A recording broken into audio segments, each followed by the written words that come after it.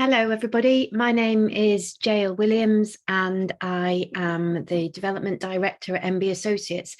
We are working in partnership with CAG consultants to support all of the cohort members, all of the grant holders for the Climate Action Fund.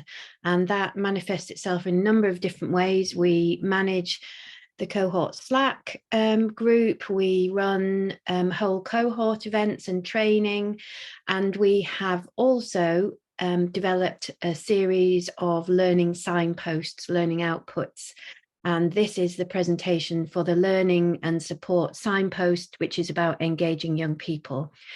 We have, through developing these learning resources or learning outputs, we have sought to find out various case studies from within the cohort, so it supports a real sharing and learning process. These aren't projects that have the entire solution, but they are projects that offer insights and ideas and successes and challenges to working with young people in this case.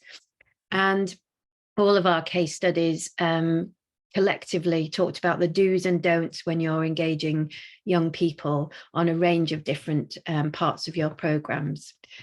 So I'm going to go through a bit of an introduction and then talk to you about the case studies and then just go through the do's and don'ts. But obviously, if you are embarking on a new program or you want to find out more about these projects, then either contact them directly. But initially, one of the first things you can do is to look at the more detailed written learning and support resource that we've created called Engaging Young People, which you'll find on the Linktree access. And at the end of this presentation, there is a link to that, but also Linktree is also on the Slack channel, so you can find these resources there. So just as an introduction then, if I can move my slides on. The landscape, as you can imagine, there is lots and lots to find out about engaging young people, both generally, but also in terms of engaging young people directly in climate learning, climate education, climate action. This is one of the learning signposts where the National Lottery already has done quite a lot of work. The National Lottery has its own youth team, and they are a group of young people aged 16 to 25, and they help inform projects, they run projects, and they also have a direct line through to senior management to talk about their needs and wants and their expectations, I suppose. One of the things the youth team have done is to first of all, say that youth engagement is everybody's responsibility. When we talk about community engagement, quite often people don't automatically think about young people, but young people are a really significant part of our communities. And you can see in that quote below that the world is home to 1.8 billion young people of the ages of 16 to 25, a really, really significant generation of young people who are increasingly aware and sometimes increasingly concerned, worried about the challenges and risks presented by the climate crisis. So it's really important to do this sort of engagement right. And we would always advocate for it to be youth-led, for it to be transparent, to have the clear expectations, to be accessible, safe, interactive and fun, and to really focus on that youth-led development. So those 5 principles are built into the top tips from the National Lottery Youth Team. But the National Lottery Youth Team also talk about 5 things that need to be provided for youth engagement to be right. And that includes the right role models, training, opportunities that are based on the ambitions and goals of young people themselves, rewards for participation, that includes celebrating and recognizing their input, but also feedback and visibility of the changes that young people are influencing. So that's just a bit of the background. We also found lots of other useful tools and resources and information which to which there are links within the resource itself, but there's some there for you. The National Youth Agency is a real key one, and that's obviously not just about climate action, it's about working with young people in general. And one of the things that the National Youth Agency have mooted very early on in the development of their programme years ago was a ladder of engagement. And this is really about involving young people in lots of different levels of engagement, lots of different programmes, but making sure that that is not tokenistic, it's not just a tick box. And that it moves from young people just being informed to all the way up to young people leading programs and then governing their own organisations or groups to develop the work that they want to develop. So moving on, our 5 case studies you can see there are Stand for Nature Wales, which is a project partnership between all of the wildlife trusts across Wales. So that's 6 wildlife trusts, and led by one of the Anglesey trusts who led that programme. We'll talk a tiny bit more about that in a minute. And then Ouse Valley Climate Action, which is a partnership spearheaded by the South Downs National Park Trust. And then Climate Action Fife, led by Greener Kirkcaldy. And then the Women's Environmental Network, WEN, and Leaders in Community, who ran a project called Be Green. And then the final of our 5 case studies is the Zero Carbon Cumbria programme, and focusing particularly on their Youth Climate Action programme. So there's much more about each of these projects in the resource itself, but Stand for Nature Wales, as I say, is a partnership between all of the Welsh wildlife trusts and led by the Anglesey Wildlife Trust, the Anglesey Youth Forum, who have really driven a whole organisational approach to developing good and effective and youth-led youth fora. They developed a model initially, which they then shared with the other Welsh wildlife trusts. And that has really been based on principles on inclusion and diversity, and on ensuring that young people of all ages from 5 to 25 actually could be involved.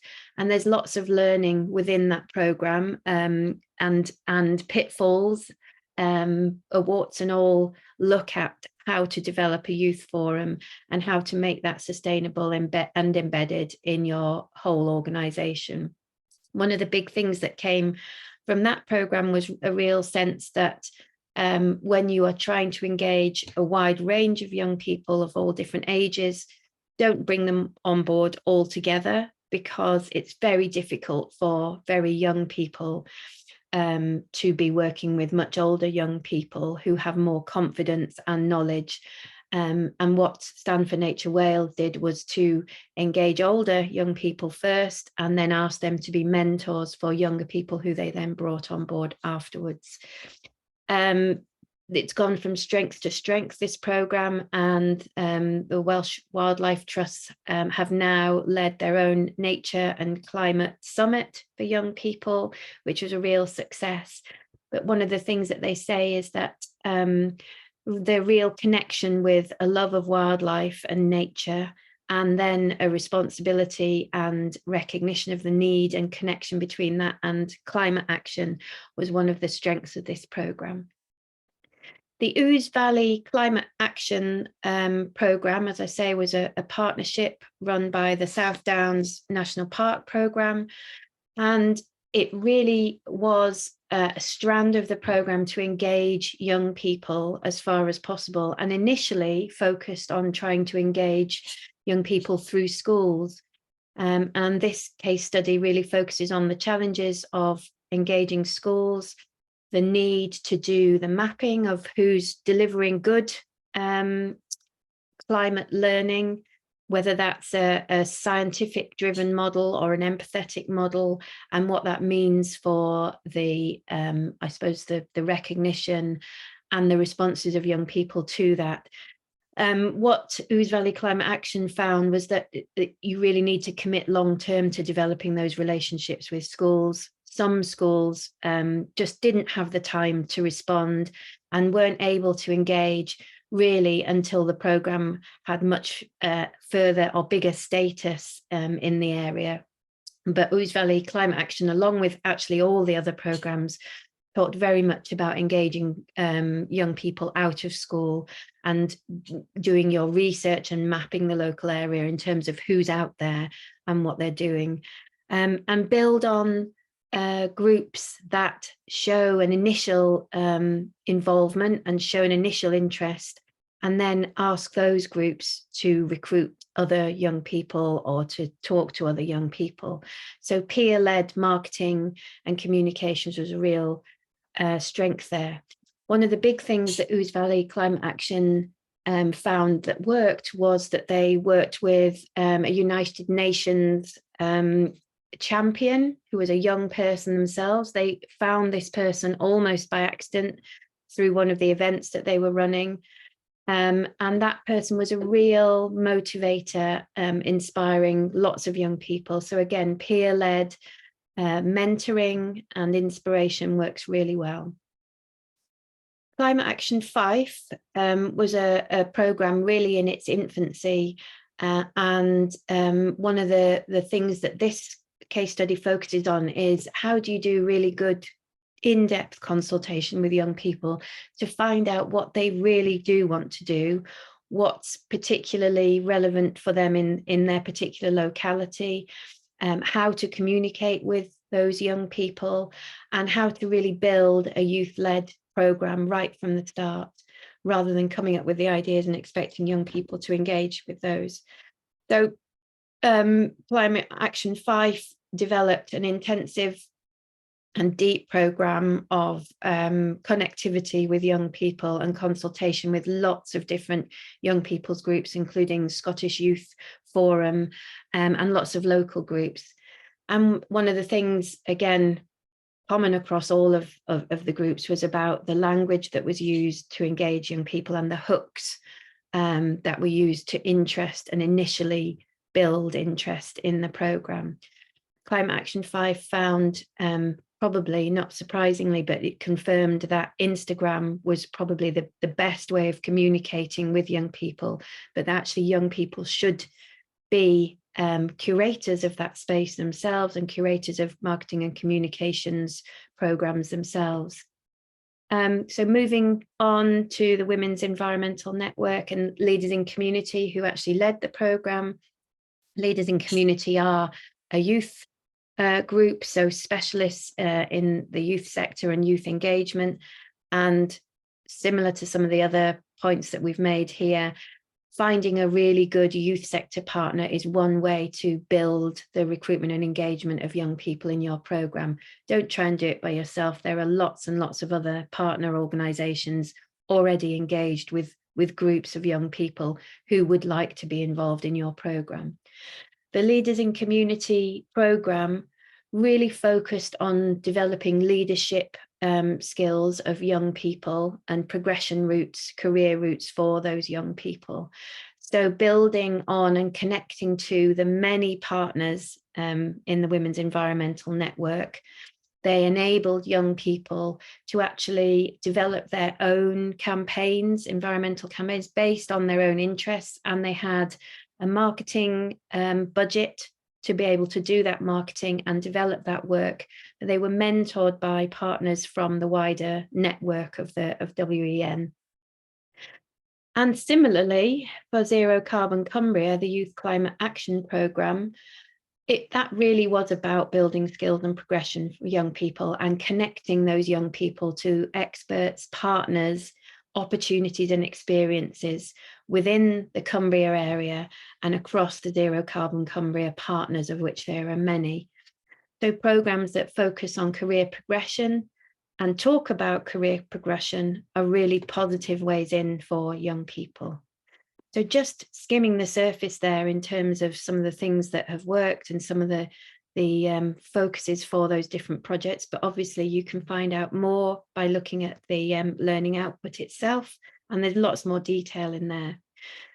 What all of these organisations talked about were the shared top tips, I suppose, for engaging young people.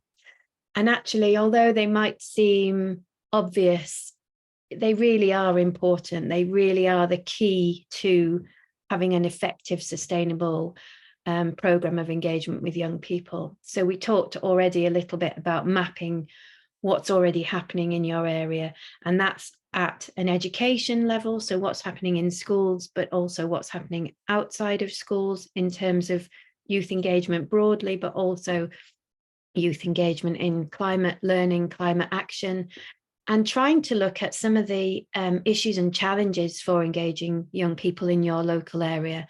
There is some cynicism amongst some young people that this is a problem that adults have created and are now asking young people to solve. So there are some ethical and philosophical challenges that should be opened up and discussed with young people early on.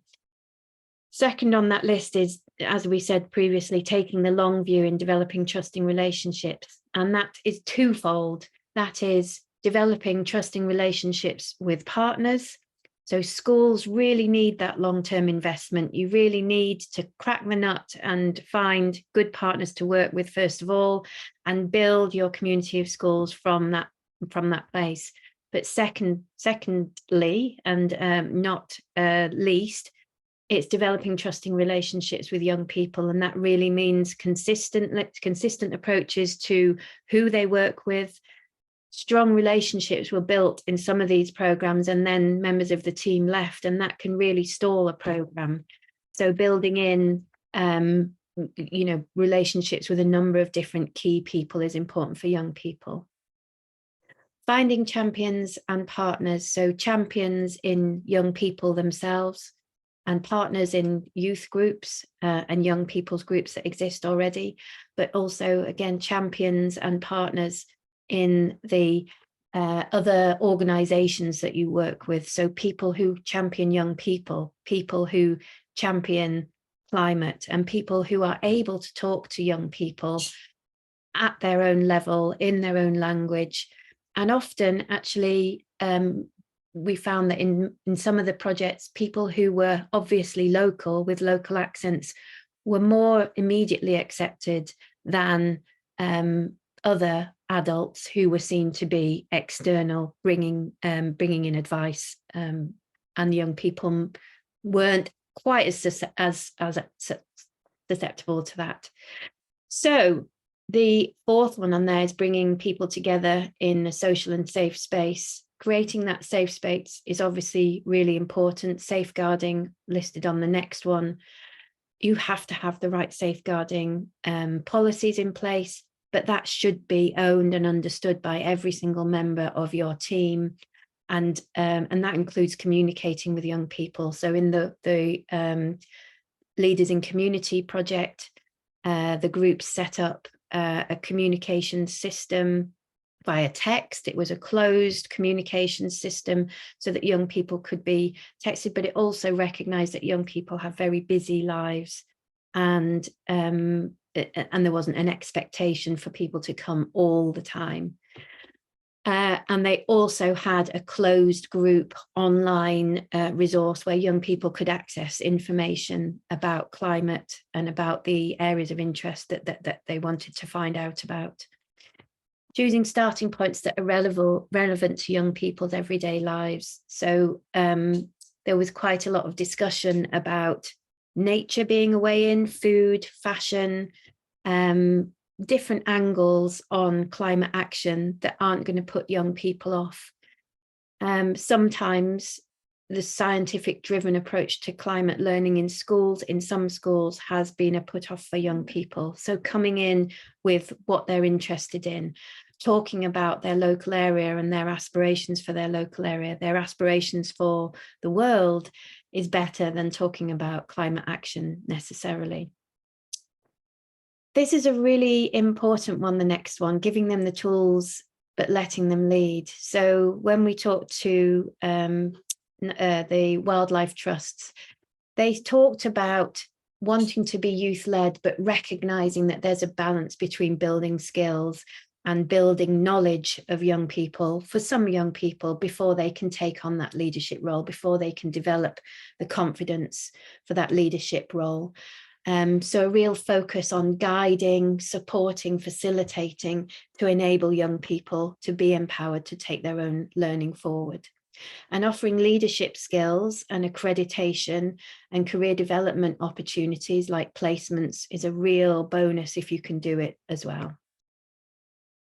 Making the outcomes that young people create, making that really visible is really important, as it would be for anybody. When you're involved in a program and you feel like you've given your opinion, you feel like you've created something, you want to know the difference it's made. So when you evaluate your programs, when you see change happening at strategic level with partners or with local government, then feed back to those young people and say, you were involved in this. This was the chain of events that you influenced. And that's a really important thing for young people to feel connected and validated with.